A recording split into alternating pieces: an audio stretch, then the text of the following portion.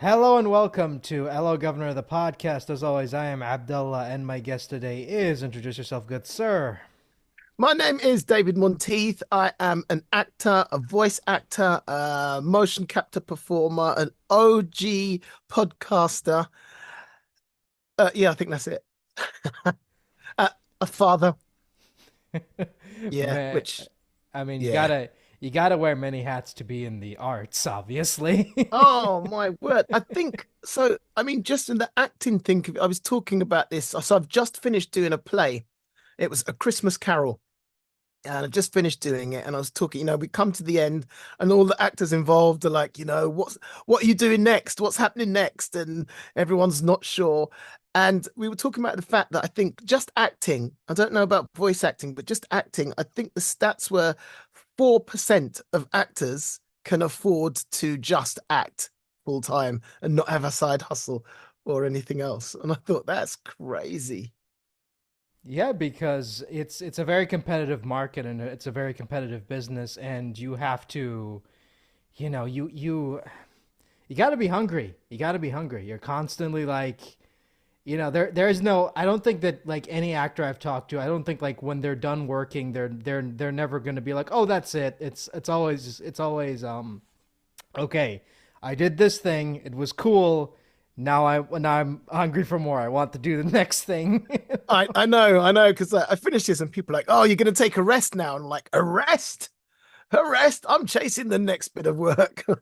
I mean, you got to keep going. You got to. I mean, it's competitive. It's especially nowadays with video games and plays and just Yeah, and yeah. it's just become so competitive. And it's like, how does anybody stand out nowadays as an But you know actor? what? My acting agent called like a company-wide meeting with all the actors and said, look, we've been talking with other casting agents and so on. And because times are hard right now. And they said there's this saying going around, which was survive till 25. And they said, no one's thriving right now. Everyone's hanging on to 25. So everyone just hang in there, do what you've got to do. It's about surviving right now. And I think I saw this thing. It was survive till 25. Ha oh, it was something about 26 and 27 being heaven. So it's like, everyone's looking at lean times and just making the best of it that we can. And I have been really blessed for an actor a performer at my level, because the last 3 years I've pretty much worked back to back without stopping. So I've kind of become one of those. Doesn't I've become one of that 4%. Um, doesn't mean I'm rich by by any standards, but yeah, I count myself really blessed, and I'm living in gratitude for that, because yeah, count your blessings. My dad used to say.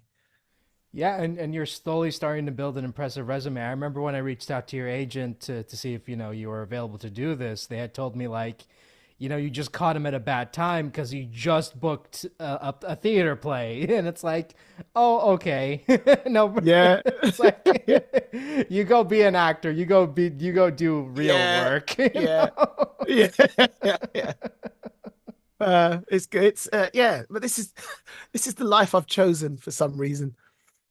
So, speaking of acting, like, what made you want to get into it? Like, was there, did you grow up loving acting, or was it just something you just stumbled upon? It's really it's really shallow. Um, well, it started off. I remember doing it in school, in my primary school, and just being on the stage, and I was really enjoying it. At the end, everyone applauded, and I was like, I I've done something good, and it just felt so good, and that feeling never left me. But I always loved the stars. I love space. I love the thought of I love the thought of time travel, of being able to go forward and see what our future would be like, or being able to go backwards and visit my ancestors, or something, or go see a concert that I never got the chance. So this whole thing about time and space were in my head, and I realized I could never become an astronaut because I was rubbish at maths or whatever you needed to get into space. And I remember thinking, but if I become an actor, I can do a show where I get to pilot a spaceship, and it's the next best thing to actually being in a real spaceship. So, uh, so like from my early years, I was just fueled by my love of science and science fiction. Actually, just to go, I want to be part of that. I want to be able to sit and look at myself on a screen and see me in a spaceship. And that's kind of where it started. Plus the fact that I just realized I loved being on stage. I loved performing and I was fairly good at it. So yeah, all of those things came together. But I came to it quite late. Well, I went for it in my early 20s, my late teens, early 20s. Right, so let's start at the beginning. My parents were Jamaican, and the thing about colonial parents, parents from the ex-colonies, is that, they had a hard time coming up, and they wanted you to do the best for yourself to earn money. So the thought of going into the arts for parents of that generation was like, nah, nah, nah, nah, nah. If you want to go into the arts, you've got to become a doctor or a scientist or work in a bank or something respectable. So I kind of went for it, but I kind of had that, I was influenced by that. And I applied for the five best drama schools in England. Didn't get into any of them. And actually, if I did, I don't know how I'd have afforded it anyway. And so then I went and worked. I ended up, the other thing I wanted to do was help people. So I ended up working in the social sector, working with antisocial behavior, with homeless people, with people with drugs problems. And I kind of worked myself to exhaustion at one point. And my parents had moved back to Jamaica. And I thought, I'm going to go and see them for a year, just get my mind back. And I had so much time to think. And part of that thinking was I gave it a go, but I didn't give it my all, the acting, and I want to give it my all. And I said to myself that I want to be able to lie on my deathbed and say to myself, even if it didn't work, you gave it the best go you could. So I came back to London and started to take my acting career seriously and went for it. And I was 30 when that happened, so I kind of came to it quite late. Yeah. I mean, it's crazy. It's funny you say that because I remember talking to someone else, a character actor in Canada, and he said like he got a lot of hate because he started acting when he was 30, and everyone told him like, "Oh, you're too old. 30's too old." And it's like, okay. Yeah, yeah. Do you know what did it? Right. So I came back from Jamaica and I went for a drink with a friend of mine. And we got a little drunk and we were chatting and we got chatting to this drunk guy. I don't know this guy's name. I'll never know who he was, but he changed my life because I was talking about acting and I said the words, you know what? I think I've left it too late. And he swore at me. He went, F off. And then except he used the full word. And I was like, what? What just happened? He went, I'm 40 years old and I'm doing an evening class, one evening a week, and I'm learning loads. And I was like, right, okay, I'm in. And that's what I went and did. I went and did this evening class. I went and did another class. I worked out what my weaknesses were and took courses that shored them up. So I never actually went to drama school. But I've just had an upward trajectory from there, and it changed everything. Whoever that guy was, I owe him a debt. I mean, isn't that the life of an actor? It's like, okay, I couldn't be an astronaut, but I can play an astronaut. And then it's like, well, I don't know if I should go into acting. And then just like a random drunk guy yells at you. It's like, no, you have to go. You have to do it. You gotta blow up the Death Star, Luke. Yeah, You gotta blow up the Death Star. that is the dream. It's like Yeah, the Empire, Luke. You gotta blow up the Death Star. it's calling me. It's calling. And also, I mean, um, my one of my big loves growing up was watching Doctor Who. And I just remember thinking, if I can get into Doctor Who, I will die happy. And I haven't done that yet, but there's a company called Big Finish that do Doctor Who audio dramas, and they produce to a really professional level, and they get quite a few of the actors in from the TV series, and they do lots of spin-offs, and the spin-offs are amazing. And 2023, I said to myself, one of my aims was to get to working with Big Finish, and it happened. It happened, and I got to play a Time Lord. Um, and for me, the 11-year-old in me went crazy. I was like, this was why I did it, to be a Time Lord medic. And he was called the Nurse. And there's a line someone says, the nurse. And he says, well, the doctor was taken, which was like, I was like, okay, I've lived for this line. And there was lots of like self-sacrifice. One of the ways to get me going on the shows that I watch is to put like some self-sacrifice in it. I am a sucker for people putting it on the line and sacrificing all. And my character got to do that.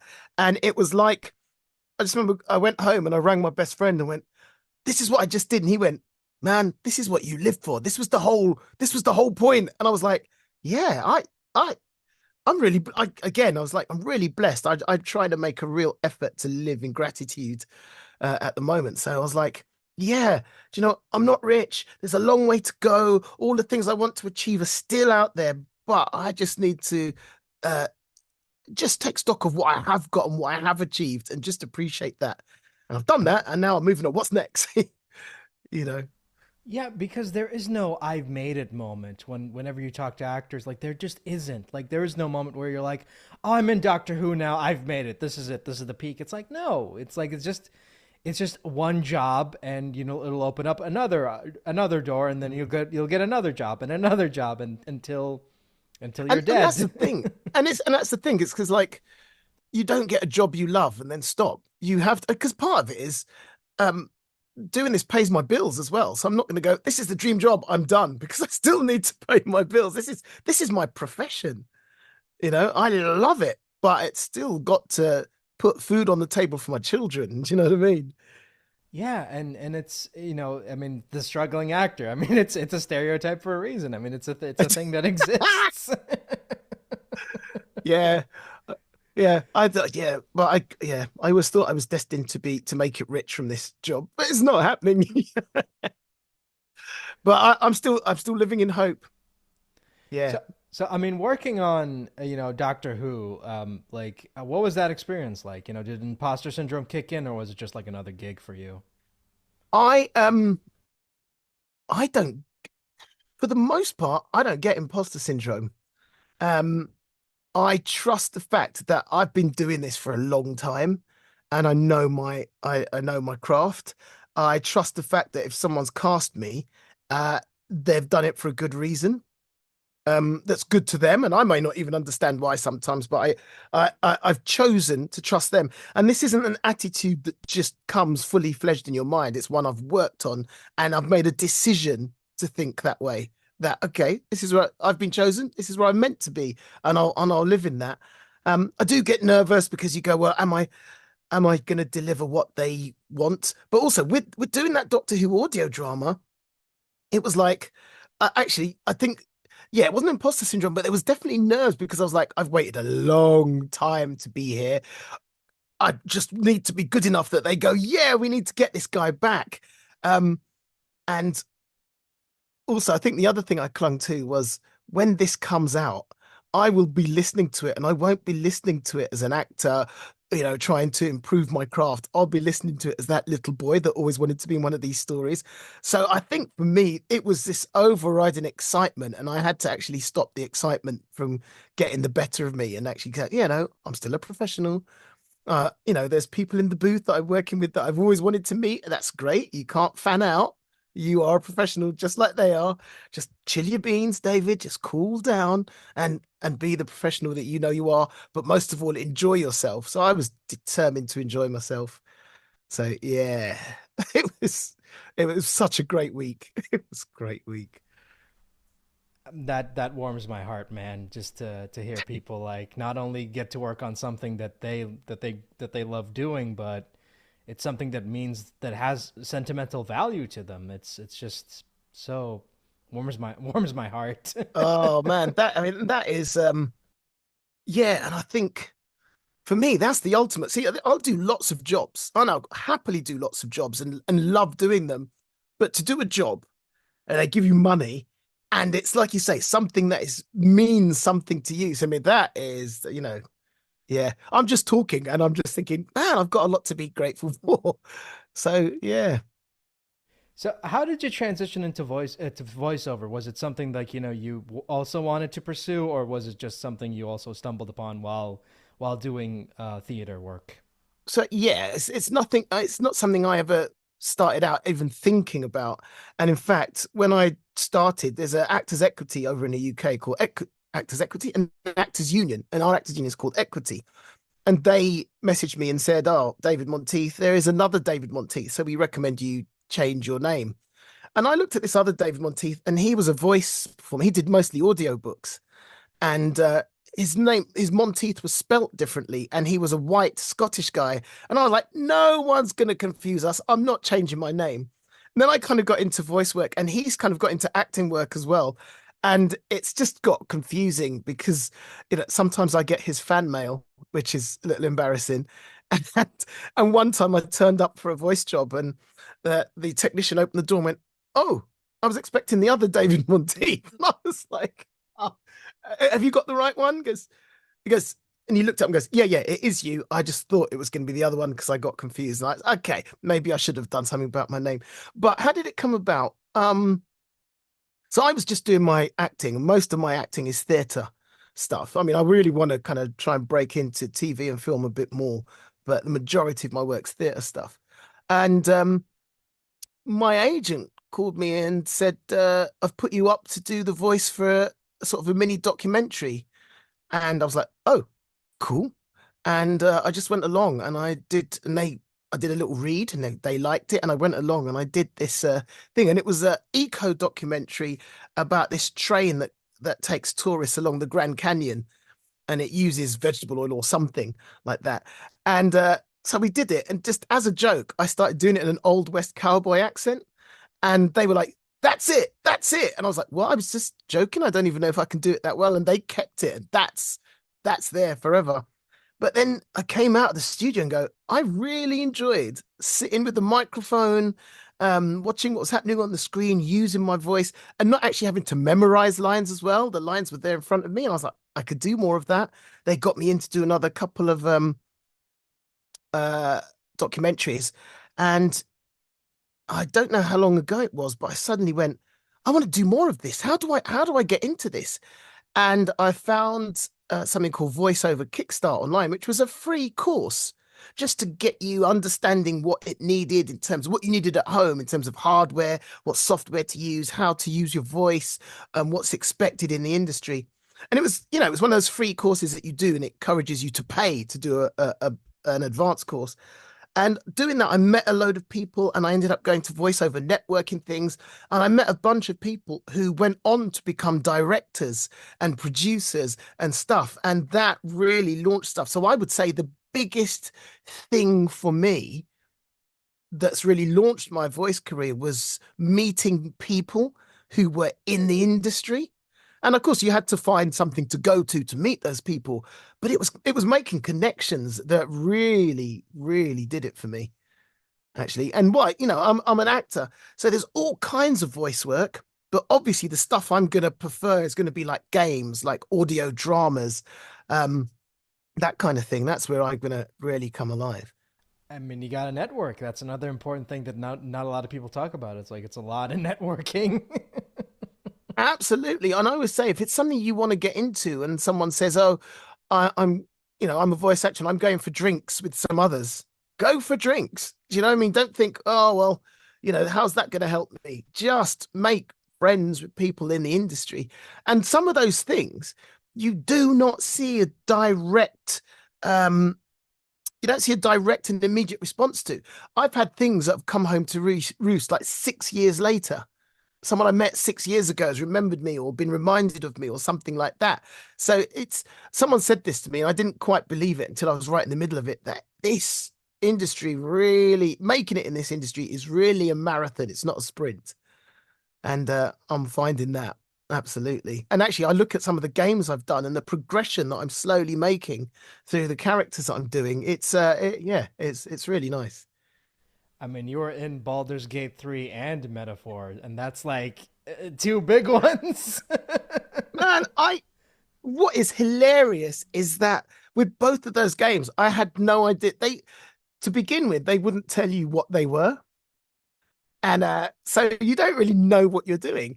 But as I was doing Baldur's Gate, I started to get an inkling of what it was. And then I pushed and pushed and they told me.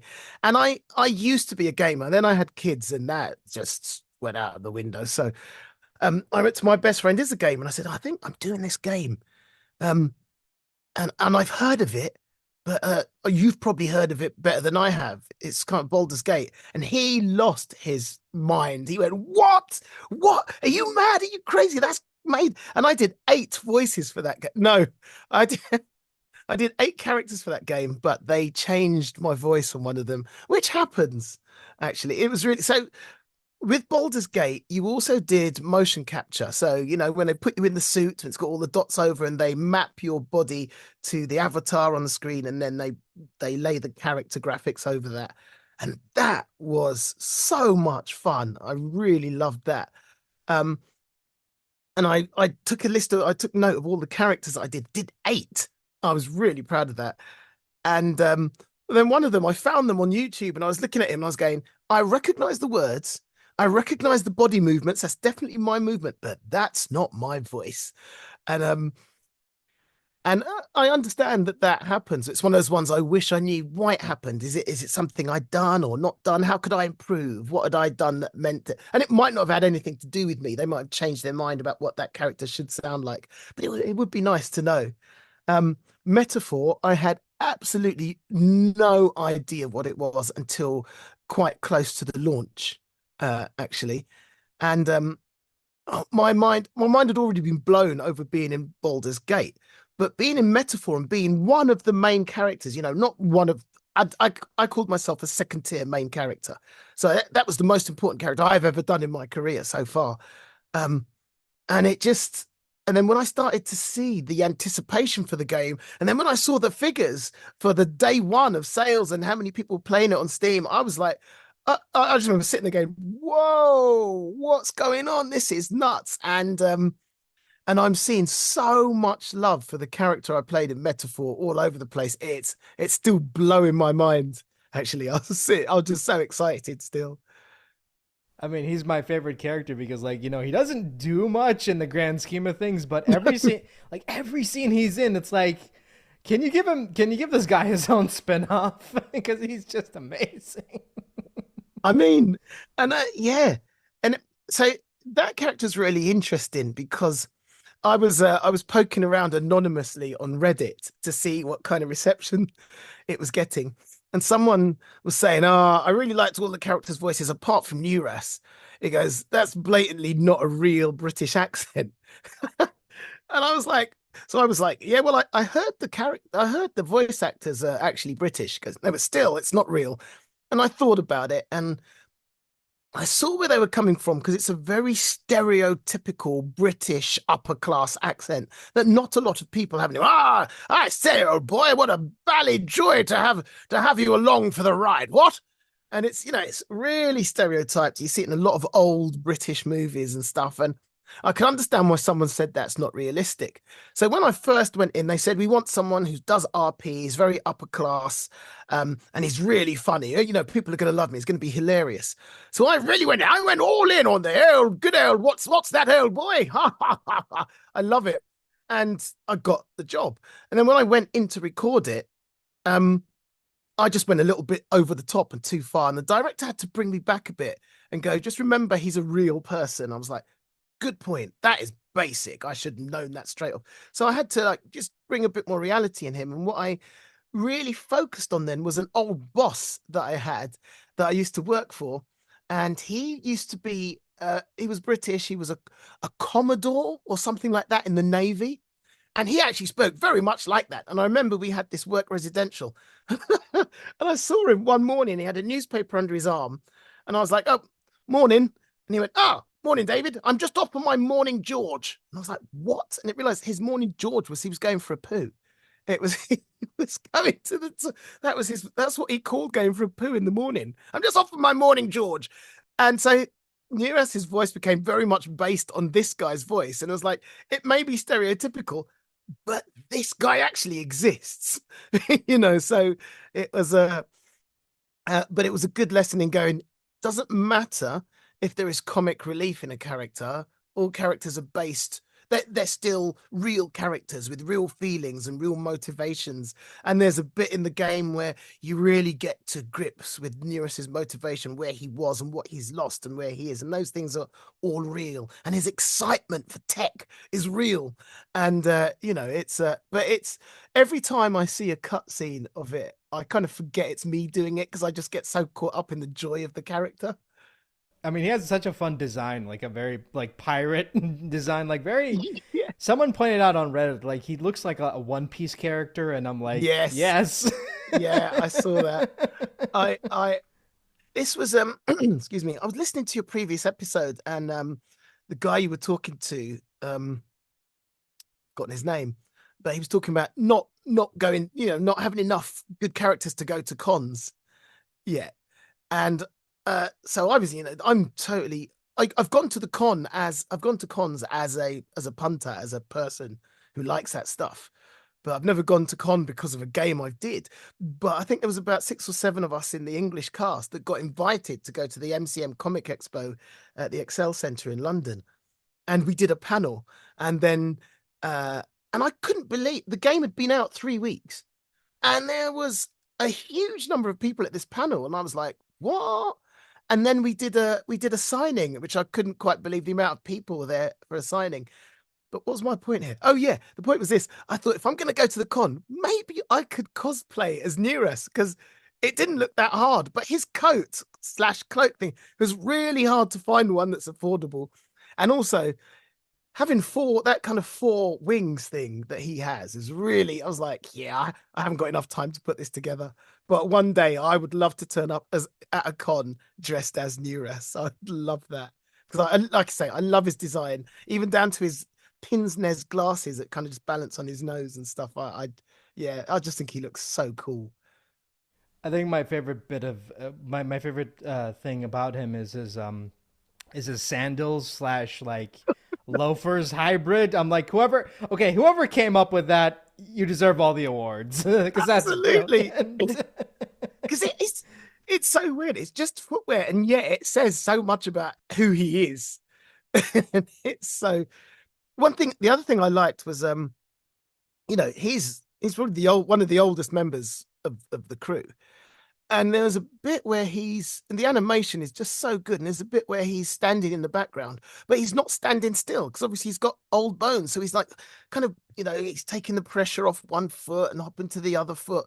And I found that as I've got to a certain age, I started doing that myself. And I thought, I so relate to this guy. Do you know what I mean? His old bones. And just the way they incorporated that into the design and just the way he moves, I was like, it's just fantastic. The amount of thought that went into that game is incredible. It's funny you mentioned like people complaining about like, oh, it's not a real British accent, but it's like this is like the first Atlas game that was recorded in the UK, so like half the most of the cast is British, you know. So I don't know why. Yeah, yeah. Like I know. what are people complaining about? Yeah. I mean, I'm glad the guy brought it up because it gave me a chance to think about what I was, you know, uh, because I can imagine that there'd be a few people saying, "Oh, it's a bit stereotyped. It doesn't really," but it gave me a chance to really think of an answer to that. But I mean, look at all what is great about that game. There are accents from all over the British Isles, and it's quite mad. And I think the directors did a great job with us, and having met a few of the casts, because we all record separately. But having met a few of the cast, it's just everyone we met was so nice and so cool and so good at what they do. It's I've got a real privilege to be involved in this game. Okay, was there ever that moment where you just met a person for the first time and you're like, okay, you don't know me, but we did this thing, you know, I was nearest and you were so and so. Well, it was what was good because we realized we were all going to the Comic Con. I think we all looked. I mean, it's 2025, isn't it? We all looked each other up online first and figured out who each other were, and then what was lovely was we made a WhatsApp group so that we could chat to each other and see, and someone go, I saw this article, you'd love this about it, and I mean, the buzz on that WhatsApp group was so good. We all just got along so well. It was really nice. It was what was what was good. And I was thinking again about the interview you did with the guy who said, he wants a few more good characters under his belt before he goes to a con. Because Stuart Clark was there, who plays, got out of my head. What's the name of his character? It'll come back to me. But he also did a character in Final Fantasy 12. And so he had Prince from Final Fantasy as well. And he was doing really well. It was like, yeah, I can see that. I can see that. You got a few characters under your belt. People are coming to you for multiple reasons. And it was good. But yeah, everyone was cool. And also, I knew a lot. And with Baldur's Gate, I knew a lot of people that were in it beforehand. So that was really nice as well. I knew some of the main characters. I already knew. So yeah, that was nice. It turns out it's quite the voiceover community in this country is quite close knit. So a lot of us know each other and involved in different games. That's really nice as well.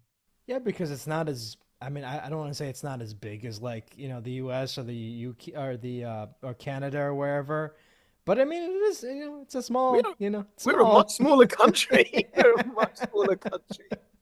Yeah. Uh, Because I think there was a joke someone had said like if you watch anything in the that's made in the UK, you know it's made in the UK because it has the same five actors in it. well, let's get. I'm getting to. So I taught acting to adults for a while, and I'm getting to a point now where I'm seeing some of my students on Netflix shows and stuff, and I'm like, yeah, you go. Followed immediately by what about me? But yeah, that it's really nice. But you do, and what I found was you'd go to auditions and you'd start to see the same people again and again, and especially me because I've got my dreadlocks here and I'm black, and you'd walk in and you'd go, oh, it's that kind of casting because it's just like different copies, slightly different copies of you sitting around the room waiting to go in for their audition. You're like, okay, so it goes. That's fine. But yeah. Better brush up on that Jamaican accent. Well, you know what? That it's coming handy a few times. I did a movie last year. I say I did a movie. I was in it for about 5 minutes. But that Jamaican accent came in handy there. There's a movie called Gassed Up, which was about teen moped crimes, like teens stealing phones on their mopeds and stuff. And I was the owner of a garage, and I had to fight off these teens trying to steal my stuff. And that was great. They gave me a wrench, and I just had to attack. There was one scene where they just wanted me to like just mash up this guy's moped, and it was basically 5 minutes filming it. It was basically me for 5 minutes going yeah yeah yeah, and I was like, I think like I've got a whole month's frustration out just in these 5 minutes of filming. It was hilarious. But yeah. just give me a wrench and just have me go at it for like 5 minutes. That was it. That was it. But they was like, they wanted me to smash the headlight, but that plastic glass stuff, whatever it is, it's really hard to smash. It's designed so it doesn't smash easily. So I was like, "Gah, gah, gah." I was going at it and going at it. It was nuts. It was really, I enjoyed that a lot. Got a lot out that day. That was good. Oh, they didn't have a worked what do you call it? Worked braking thing that breaks easily. That's No, weird. because I know it was a genuine. I think in retrospect, they should have done something because it was like because they were like, you've only got one. We've only got one bike we could do this to, so we've only got one take on this. I was like, okay, right, okay, yeah. At the end of it, I was covered in sweat. And I was like, ah, it was fun. I love that. I mean, where else do you get to do that? And then someone gives you money for it as well. I was like, come on, result. And do you watch any of the stuff you're in, or can you not stand like listening and watching yourself?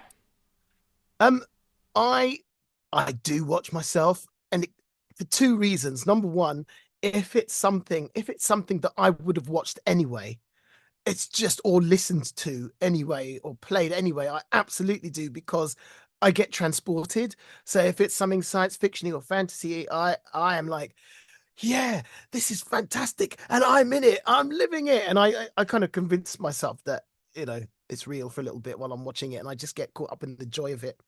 But also, um, I just think as an actor, you can't help but go, what would I have done differently if I could do it again? What would I have done better?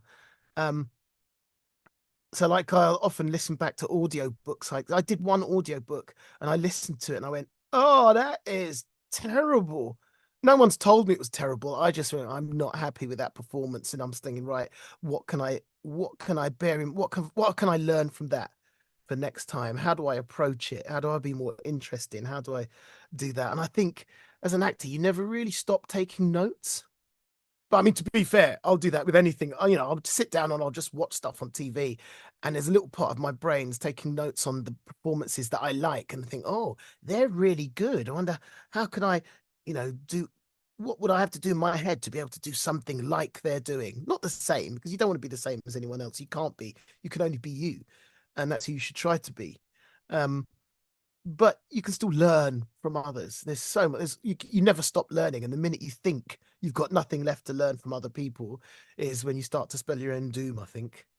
So yeah, watching and listening stuff I've done. Um, I love. Do you know what? Someone sent me a cutscene from Metaphor, and I watched it. I think I must have watched it about 11 times because I was like, work I did in that scene was so good that it was so good I could forget it was me, if you see what I mean. And that's the best compliment I could give myself. I forgot it was me. I was just enjoying that cutscene so much. And the next time I listened to it, I could go, what was I doing there? I thought it was so good. I was like, I didn't realize I could do that. So I need to remember that I can do that. I need to remember that I can just get, what was it I did that got me to that place? That was so exciting. And it's just good to have those little processes going in your brain that just keep your craft alive. So yeah, I do watch myself for the joy of it and for the professionalism of it, I think. And the one thing I came to terms with a long time ago is that you will never like the sound. You'll never, or for the most part, you will not like the sound of your own voice. So I've been podcasting I started my first podcast in 2006. And I remember listening to it and going, oh my word, that sounds awful. Now, my wife is a trained sort of classical singer. And she said, of course you don't like your voice. No one does, because what you hear inside your head is not what the rest of the world hear, because you're hearing your voice being conducted through the bones and the structure of your face. Of course, it's going to sound different to everyone else. And when you hear it back, you're going to hear what others are hearing. And so I think that was something I learned to come to terms with. Because in my head, I sound like the deepest, bassiest, sexiest man alive. And then when I hear my voice back, I'm like, oh, yeah, you're a lot more high pitched than you think you are. And it's a little disappointing, but I've learned to deal with it. I mean, hey man, as someone who has been podcasting since 2012, let me tell you, like listening back to audio of myself is just, oh God, it's like, shut up, shut Bad, up. isn't it? It's so bad. But I mean, you've probably had quite an amazing journey yourself, and just the things you've learned about what you do and your technique as well, haven't you? I'm guessing. Oh yeah, I mean definitely, especially when it comes to interviewing people. It's like, yeah, while it is great to have the guests talking, don't have them talk too much. Otherwise, it'll waste too much time. What was it? If you went back to listen to your first interview now, what would you think of it? I did that a couple years ago, back in like I think was it 20 I think it was I think around the pandemic, I was literally listening to old episodes just to see how far I've come, and yeah, I remember listening to that first ever interview I did back in 2012. It was with Paul Eiding, and it was terrible because it went on for like 2.5 hours, and it's like, and I remember like one of the notes I got was like, dude, it's 2 hours long. It does not need to be 2 hours long. And I was just laughing at nothing. I was just like laughing at nothing. I was just Just you your could nervous energy. yeah, it was nervous energy, and it was trying so hard to impress someone that it's Right, like, oh my right. God, this person is talking to me. They're on my show. They've done all this amazing stuff that I remember as a kid. But as I look at where I am now, it's like, yeah, I've learned a lot. I've learned when to how to how to handle like long-term interviews and short-term interviews, and like have a good idea of what you want to ask the person before before asking them. Because yeah, I've Did, gotten into trouble for asking something inappropriate sometime, and it's like, oh, oh, okay. it's like, oh Been boy. there. It's Did like, you find it useful going back and listening?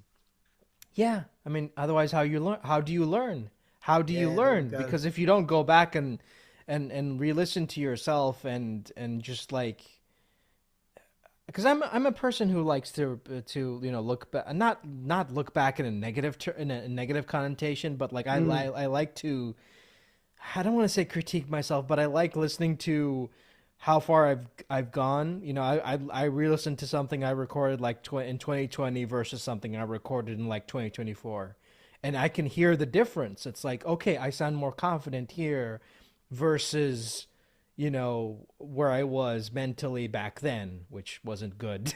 I don't think Yeah, anybody yeah. was having a good time in 2020.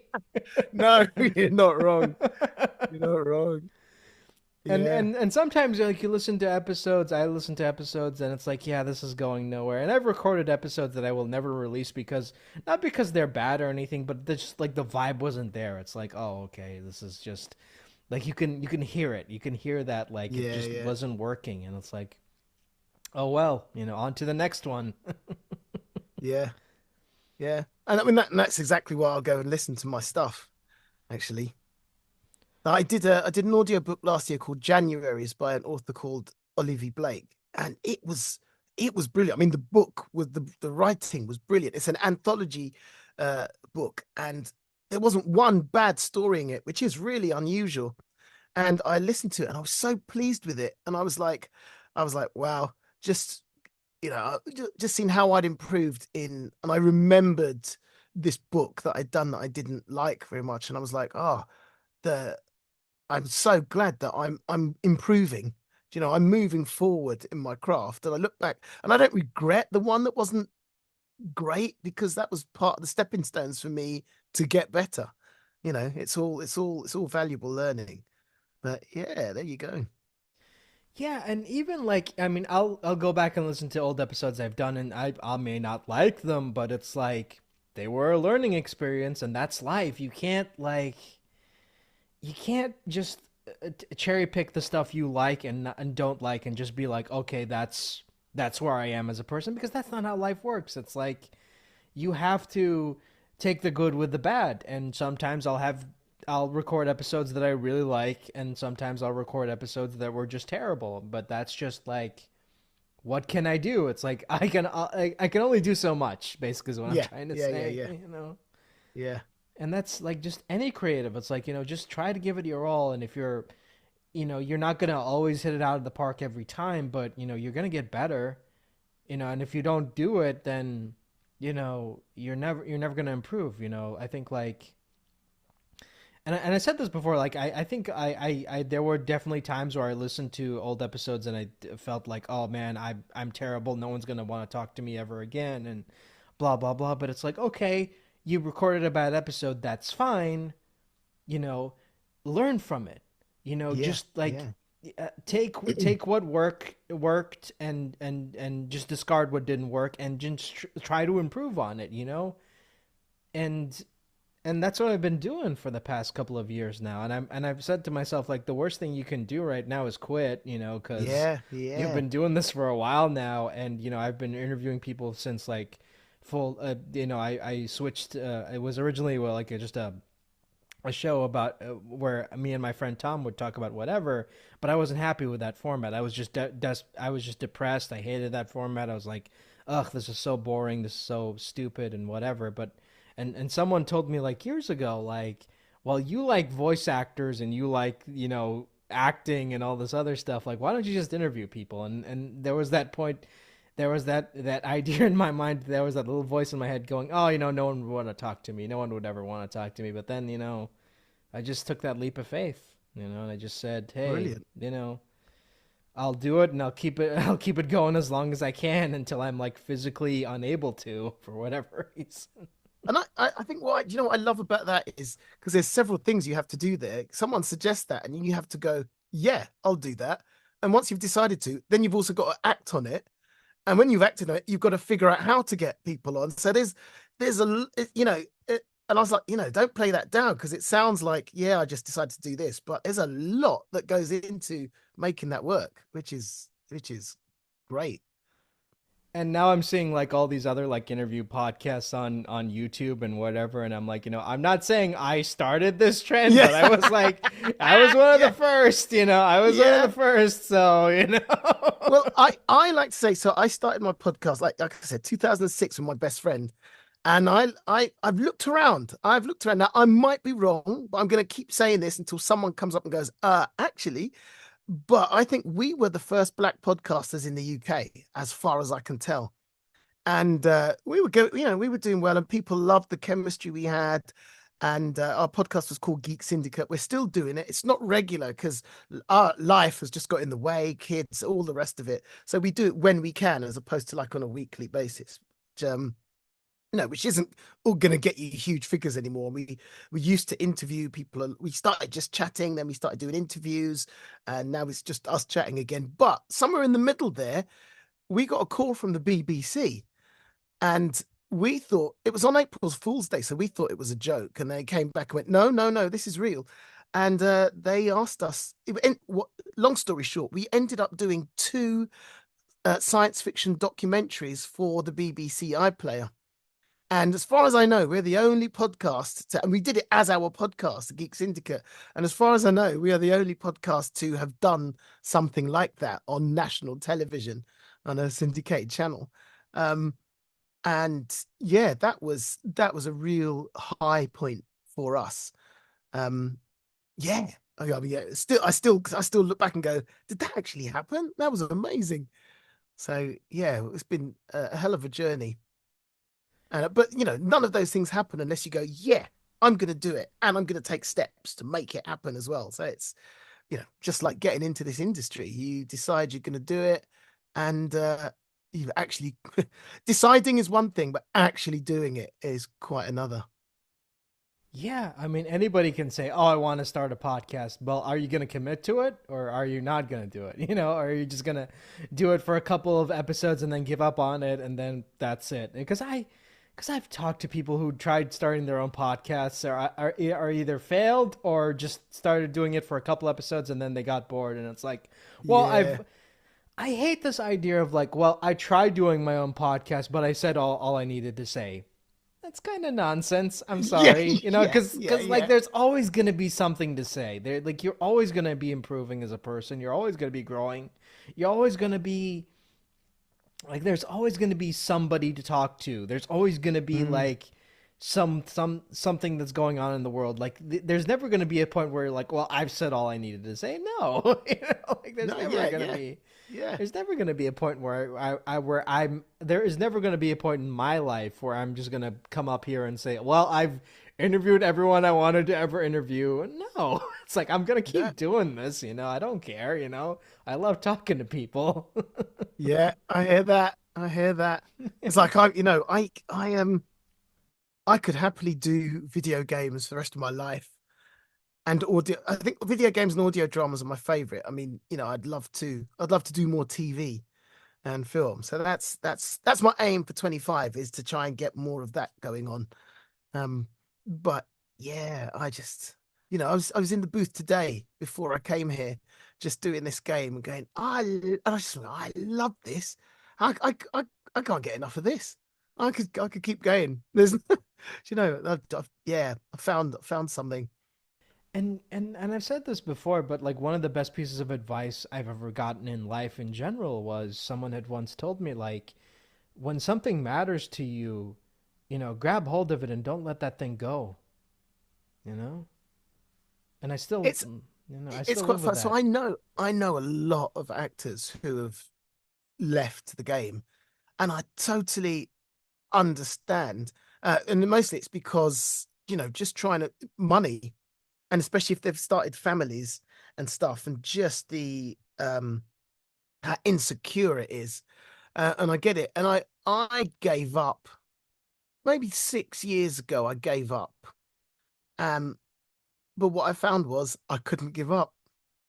I actually tried to give up. I tried to do my side hustle, which was I was producing and consulting on podcasts and stuff. And weirdly, when I gave up, suddenly the auditions started to flow like milk and honey. And I said, well, I wasn't going to go for all of them. I couldn't help it because actually, this is where my heart is. And I've got to find a way to make it work so that I still provide for my family as best I can.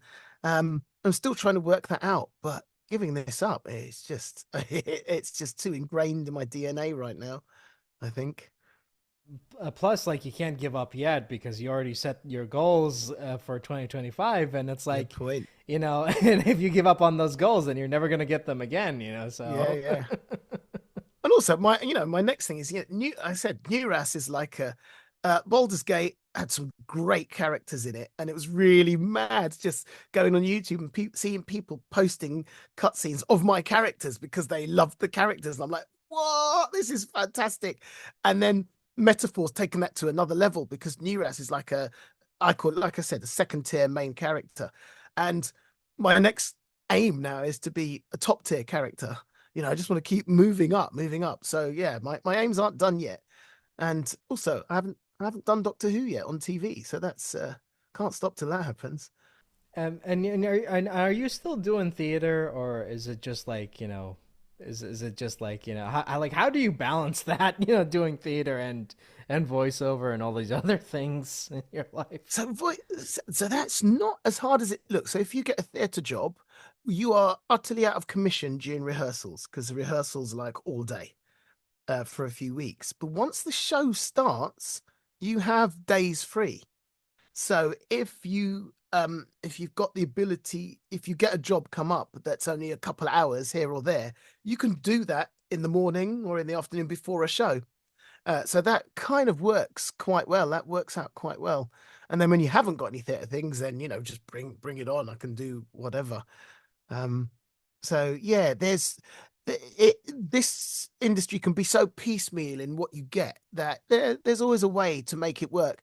I mean, I say that I had a job, I had a TV job around about this time last year, and I had to give it up because I was doing a show at the National Theatre, and I was like, look at where I am. I've given up a TV job to do a theatre job at the most respected theatre in the country. I'm like, okay, I can, I can live with that. But sometimes you have to sacrifice some for others. That's how it goes, and it's just sometimes I feel like I need to hire someone to like help me work out my schedule and how to do stuff because it can be quite hairy sometimes.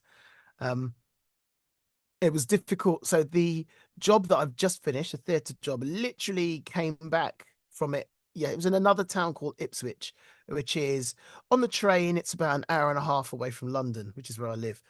And I literally came back yesterday as we're recording this. Um, and I've completely forgotten what my point was. So it might come back to me at 3 in the morning. We'll see. What was my point? Scheduling of jobs. No, it's gone. Oh well. I Uh, think it might have been along the lines of coming back yesterday from a job and then having a job today, a couple hours in the studio doing a game. Um, yeah, I that mean, like I told you before we started recording, you're working, and that's great. it is. And I look around me at the way some of my colleagues are struggling to get work, and uh, even though you can find me complaining. Don't get me wrong. I may appear that I'm pushing this whole gratitude thing and the blessing thing, and I am. But you can still find me complaining from time to time because the money isn't there and theatre pays doesn't pay brilliantly, and so on. But like you said, I am working, and I've got to remember to stop and take stock and go, whoo, thank you, God, universe, whatever it is, hard work, being in the right place at the right time, all of those things, the people I've met, I am grateful. I am very grateful. And out of all the theater productions you've worked on, which one would you say was the most difficult theater production to work on? Woo, good question. I've done a lot of Shakespeare, and some people think Shakespeare's really hard. I don't find it that hard. I really enjoy it. But I've done a lot of Shakespeare, which has been quite interactive with people and moves around. It's what they call site specific. It moves around from place to place, happens in certain environments. They can be tricky because it's going to be utterly different every night, depending on what the audience is, depending on what the weather is. I've done shows in thunderstorms before, and that was crazy. I did one where I was doing Perseus, and in Perseus, the Shakespeare show, he goes to sea a lot, and every time he goes to sea, his ship sinks. And in my mind, the message of the story is stop going to sea, man. It's a mistake for you, obviously. But he has one where his wife has died in childbirth, and he puts her body in a coffin and goes out to sea. Now we filmed this. We had a boat that this is in Poland, and we'd borrowed a boat from the Coast Guard, and we had this makeshift coffin that we put out into the, and we were on the river and we put it out into the river and the storm was going, the rain was coming down, and I'm standing on the prow of this boat, cursing the gods in Shakespearean language. And as we do it, this bolt of lightning hits the water right in front of the boat. And I was like, oh man, maybe I should stop cursing the gods now because that was a bit close. And that was, I mean, it was quite exciting, that whole thing. So that was tricky. But I would say the show that I've literally just come off, it's A Christmas Carol, which is a classic tale from Charles Dickens. And we did a production with just four of us, which meant we were all doing multiple roles. It was just under 2 hours, and literally none of us had space to stop. We didn't stop. We kept going. We'd walk off, change clothes, come back on. There was puppetry involved. At one point, I'm in a full body puppet on all fours, going along, being this beast, and that my thighs were screaming. There's another bit where I'm wearing loads of chains that were full weight. I'm running round, and I'm no spring chicken, and I have to say I've done some fantastic physical shows in my time, but that was the most exhausting show I've ever done. But it was so much fun that it was difficult, but I loved it. Um, and actually, one of my biggest joys with theatre is actually talking to people afterwards and getting to meet them. That is, yeah. So here's my philosophy about art and the art we produce. I do not believe in art for art's sake. I believe that whatever we do, be it an audiobook, be it a stage play, be it a film, be it a game, whatever, there's two sets of people it needs to affect. One is me. It needs to change me, make me a better person, or open my perspective on life. And it needs to do something for the audience. I don't believe in it just sitting there for the sake of itself. I believe in it affecting humanity in some way. And if I'm doing that, and if I'm doing a project that has that as part of its goals, then that's I feel like I'm fulfilling a purpose there as well, which is great. And Christmas Carol, it was just a Christmas show with a great message, but also seeing people coming out smiling, talking to them and going, oh, that made me think, oh, I love that. It's the first time I've been to the theatre, stuff like that. That just, for me, that takes doing this to a whole nother level, really. I mean, especially during the crazy times we live in, like you can, it's important to find joy in anything, Man, to be tell quite me about it. honest. Tell me about it. Yeah, yeah. Yeah. I And mean, I mean, lockdown as well. I was lucky in lockdown because I could do online classes about podcasting. That was actually quite funny. And I was thinking this when we were talking about people who start podcasts and and give up. Because the thing I know that what happened on Amazon is they practically ran out of podcasting equipment, because everybody in lockdown said they were going to start a podcast. And then when lockdown was over, eBay was flooded with people selling voiceover equipment. It was because they'd started their podcast, it proved too hard or whatever, so they sold their equipment. And I found that fascinating. But that meant I actually could maintain a livelihood during lockdowns, which again, um, I was very grateful for. Even though, I mean, I ended up in hospital with COVID and I was on oxygen for 14 days. So, I I came out of it grateful for my life and grateful for my living. And that's part of the reason I'm really pushing the whole gratitude thing, because I was very nearly not here. Um, yeah. I had another point which has gone out of my head as well. My brain's so full of stuff, it just keeps shooting off all over the place. nah, man. I mean, yeah. I mean, it's important to be grateful for everything. Honestly, like truly, I think because if you're not grateful, then you're not truly living. If I mean, if I'm being honest, I think that if you're not being grateful for the little moments, the big moments, then you're you're not truly living, in my opinion. Mm. Because someone once told me that, and again, this is another great piece of advice, which is like, life is short at best, and at worst, it's really short. So, Yeah. Yeah.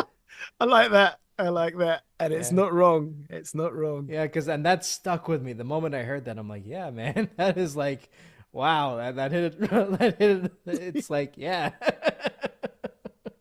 I think like, that's why. And it's so I'm going to tell an embarrassing story now, because it's like sometimes I think about this story and I shouldn't tell this. This is just absolutely humiliating. But like, you know what? Life is short. Let people laugh. So I did a game called Dead Island 2.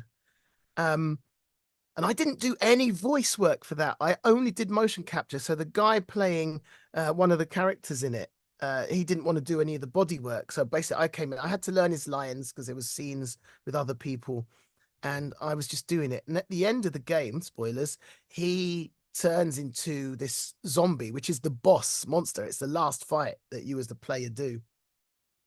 And I mean, that was great. It was like, some of the stuff that Andy Serkis did as Gollum, I was learning how to do like monster work. So, I mean, such a great learning experience. Um, and there's this bit where they go, right, we've got a crash mat on the floor, and this guy's going to hit you with a cushion, and just throw yourself back as far as you can onto the crash mat. And in the game, it will look like you've been hit with an oxygen canister, and it will make you fly like back like 20 feet. I was like, cool. So I I did this, and they hit me with the cushion. I threw myself back. I was so enthusiastic that I overshot the crash mat and I went bang down onto this hard ground so hard my skull cap came off. And I whited out for a couple of seconds. And when I kind of came round, it wasn't long, but when I came round, the other four people in the studio were laughing. And when I say laughing, they were laughing so hard. I was like, what's happened? And then I suddenly thought, and I'm lying on the floor and my legs akimbo in the air. And I thought, what's just happened? And I realized that the pressure that had been in my stomach was now gone. And I realized that as I'd hit the floor, I had done apparently the biggest, longest fart in gaming history. And they couldn't talk for laughing because I was just lying there with my legs in the air, having just done this huge fart. And then I just had to go, yeah, great guys, and then make small talk and laugh along with them. And all like inside, I was mortified, and I had to go. Do you know what? Everyone farts. I just got to get over it. Remember, life is short, man. This is actually quite funny. Deal with your humiliation and just lean into it. And but what's hilarious about it is that was the only take we did. So if you play the game, there's a bit where in the boss fight, the boss is hit by a canister, he flies backwards, and when he hits the ground, you can't hear it, but there was a huge fart in that game. And that is my body function claim to fame when it comes to gaming. Yeah. If anyone from the Guinness Book of World Records is listening,